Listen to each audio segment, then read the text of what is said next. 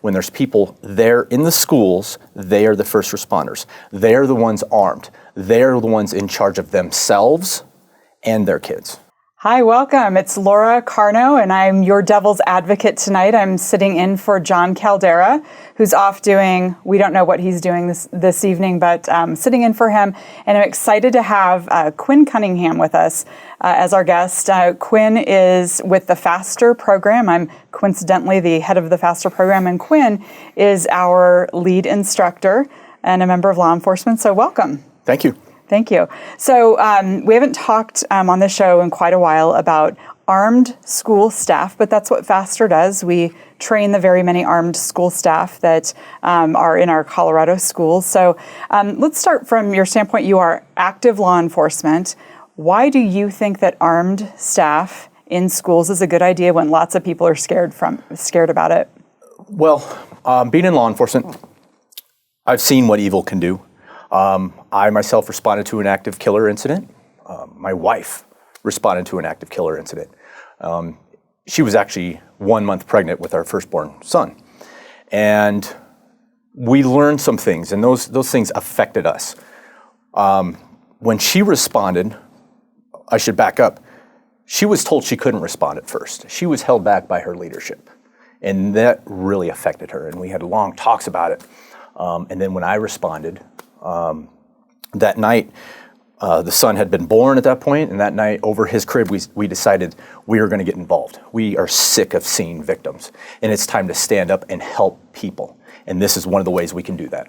And even before FASTER was a thing here in Colorado, you were already training armed teachers and other armed school staff before we were even here, right?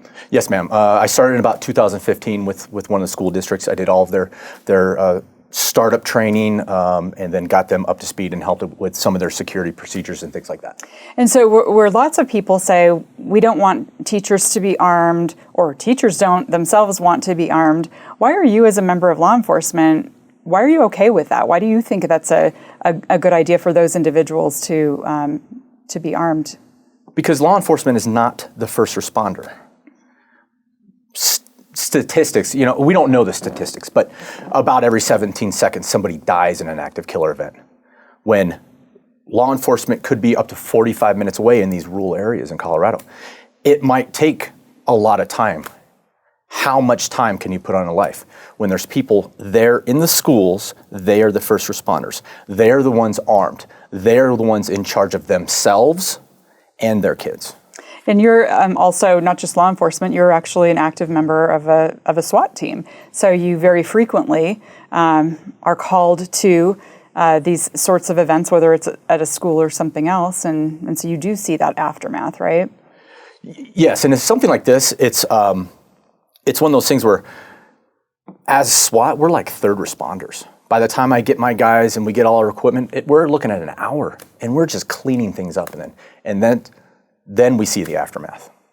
And so let's talk about FASTER itself. So FASTER stands for Faculty Administrator Safety Training and Emergency Response. Happen to know that. We do get a lot of questions about this FASTER class. If there are teachers who are authorized to be armed in their school, they go through FASTER so that they can be well trained, and they do this every year. What can you say as our lead instructor, member of law enforcement, who also is in charge of training new cops and doing requalifications every year for members of law enforcement? How do you see the FASTER curriculum in comparison? Why are you okay with this is good enough for them to be in school armed, protecting our kids? Well, first off, these staffers are some of the best people I've ever met in my life. Anybody who puts themselves in that position to protect children, not even their own kids. They call them their kids, but they're not even their own kids. They're stepping up. And just that, the people we get, it's just amazing. So they, in other words, they come in with a mindset that they are going to protect children to begin with before they even step into class. Absolutely. Yeah. And before you finish that answer, I have often said that these are people who we have seen time and time again, put their bodies between bullets and children. So we know, even the ones that don't step into a faster training class, we know that they're willing to die to protect kids because they keep doing it. So, but back to the curriculum. So they've got this great mindset already coming in. What's next? So they're already primed with that mindset. For the curriculum itself, we actually do some additional mindset classes. We put them on the range. They qualify at a standard that's higher than law enforcement. We give them tactical combat casualty care because we first have to stop the killing and then we have to start the healing. And that's our mentality, and that's the way the curriculum is designed. Yeah, and so take each of those on its own. So you said that they pass a test that's harder than law enforcement. So can you just talk about that test? I've seen it dozens of times, obviously, but if you could just explain for us what that test looks like. And let's remember, it's just in the firearms qualification. Armed teachers never have to learn how to investigate a traffic accident, for example. It's a narrow skill set. So talk about that portion and why it's important to us at Faster that it be more difficult. Well, we start with the qualification that baby cops need to get out of the academy. It's a 100% qualification. With their qual, it's 25 rounds, and it goes out to 25 yards. Every round has to be a full caliber hit on the silhouette itself. Well, we add additional rounds to make it more difficult. It is a tough qual, and not everybody passes, and I'm okay with that. Yeah, and that's a good point. Not everybody passes. This is a hard enough class that not everybody passes, and as you say, we're okay with that. We want it to be that hard. Then you also mentioned tactical combat casualty care. So what is that, and why should folks care about that? So with that class, we teach them to stop the bleeding and essentially start the healing.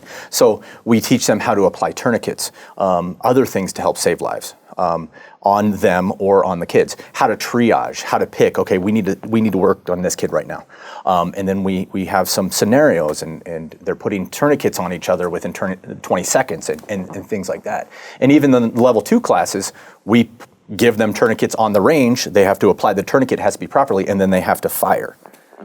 Yeah, and these are things that you've experienced in the field as a member of law enforcement, that this is how cops save their lives and save lives of innocent people, or even criminals sometimes. Absolutely. Life is a life. Yeah, life is a life, absolutely. So you also talked about the force-on-force simulator. So we are lucky enough to rent space for these Faster classes at a police range where you call them baby cops, where members of law enforcement who are going through the police academy, where they go through academy. So we get to use that same equipment. Talk about that police simulator and the shoot-no-shoot scenarios and how important that is to their mindset going out and going back to school. Well, it's actually there's actually 2 things that we do. We have the simulator, but we also have force-on-force training. To narrow down on the simulator first, with the simulator, we are teaching them ways of de-escalation, ways of escalating, things like that. Decision-making, problem-solving.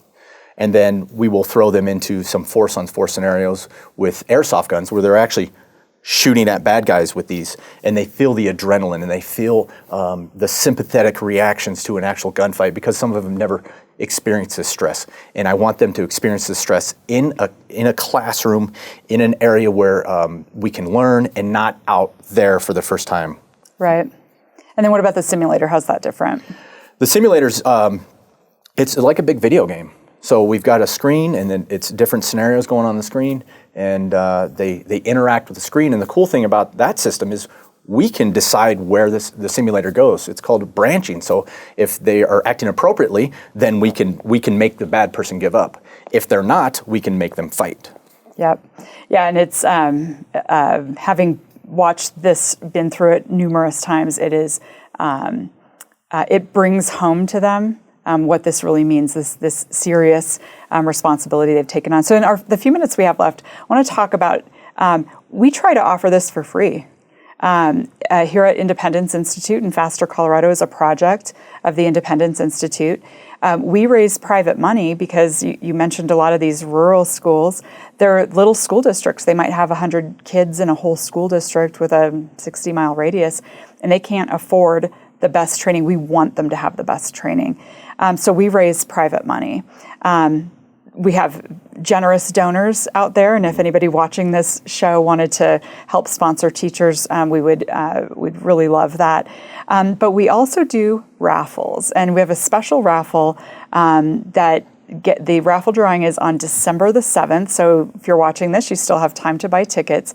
This one's special because we have a gun that you have described this as a unicorn. Shadow Systems is one of the sponsors of Faster Colorado, and they have donated a firearm for this raffle. Why don't you tell us about this? Shadow Systems isn't a commercial or anything, but it is a pretty dang cool gun. It's pretty cool.